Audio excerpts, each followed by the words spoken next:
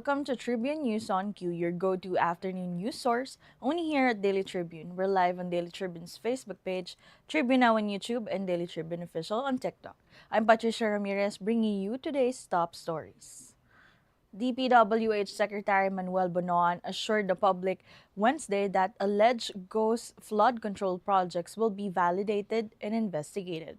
The statement comes after Senator Panfilo Lacson called for accountability in failed or fictitious infrastructure projects. President Marcos earlier vowed that even allies involved in corruption would face consequences. Bonoan said projects will be verified one by one, especially those inserted into the budget without proper technical review or monitoring. The Rizal provincial government has urged caution as testing and commissioning began Tuesday at the Upper Wawa Dam. Activities will run for 10 days, possibly increasing water flow in surrounding areas. Residents near Antipolo, San Mateo, and Rodriguez are advised to stay alert. The dam, led by Wawa JV Co., is set to operate by December and expected to supply 710 million liters of water daily to Metro Manila and Rizal. NBP's congestion rate fell from 313% in 2022 to 243% in 2025, Bureau of Corrections Chief Gregorio Pio Catapang Jr. reported. Over 23,000 PDLs were released and 11,601 transferred, aided by new facilities and reforms. Bucor also confiscated over 139,000 contraband items, boosted digital services, and hired 4,004 staff. Despite the progress, Bucor still needs 14.6 billion pesos for dormitories to fully ease overcrowding. NBI Director Jaime Santiago has ordered an investigation into an alleged irregular operation by the NBI Special Task Force in Malolos, Bulacan.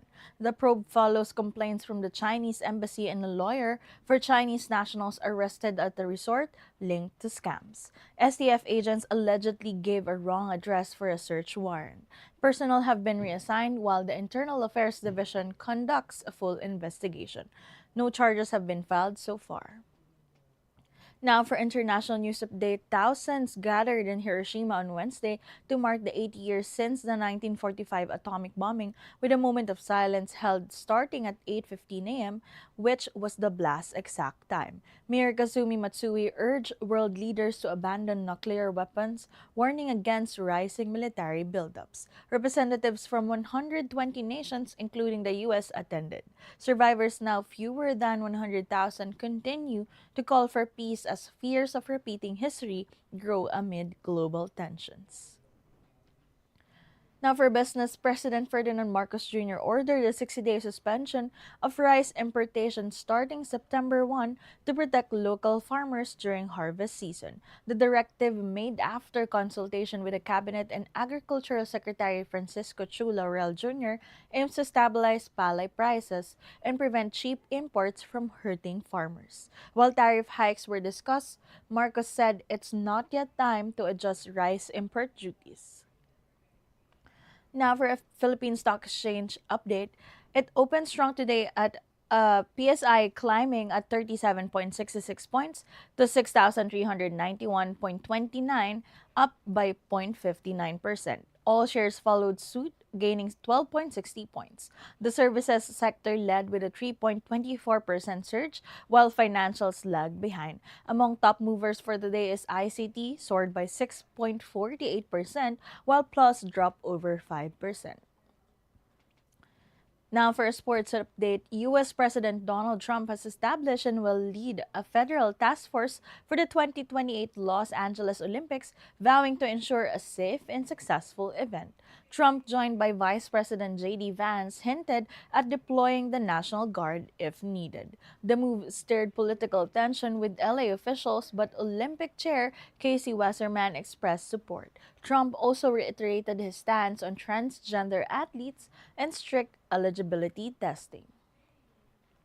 Let's go now to entertainment. Social media star Brett Manrong confirmed his breakup with boyfriend Justice Fester, calling it a mutual and amicable decision. "We are no longer together, we still have love for each other," he shared, addressing fan speculation. Despite the split, Bretman remains optimistic, saying if they're meant to be, they'll reconnect. Known for his honesty, Bretman continues to promote love rooted in respect, even through change. Katribu, did you know today is National Scuba Diving Day, a celebration of one of the most adventurous ways to explore the underwater world. Although scuba diving has only been around for about a century, it has opened the doors to breathtaking marine life and deep sea exploration. Whether you're a seasoned diver or a curious beginner, today's the perfect time to dive in, literally, and experience the beauty beneath the waves. Now, for a viral story for the day, netizens are captivated by a cute video online featuring an adorable golden retriever who seems to be having some food for later. One netizen even commented, he's like, "Aw man, mom, I was just saving for a snacky snack for later, for us." The video has garnered 31,000 two reactions and 855 shares on Facebook.